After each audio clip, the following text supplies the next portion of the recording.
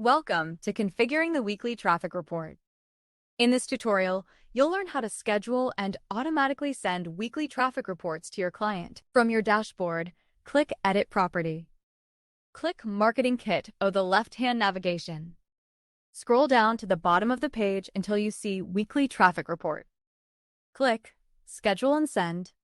Enter the name of the person you would like to send the report to. In this instance, we are going to send a copy to the seller. Fill in the seller's name.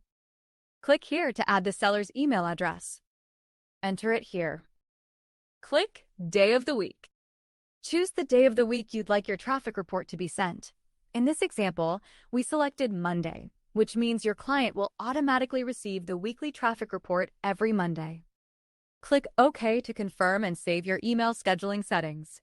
Please note, you can always go back and add as many people as you'd like to the traffic report. I'd also recommend adding yourself so you can review the report ahead of time and be prepared to answer any questions your sellers may have. Thanks so much for watching. Be sure to check out the rest of our helpful tutorials by visiting pictureperfectllc.com/how-to. We're always adding new videos to help make your experience with Picture Perfect even easier.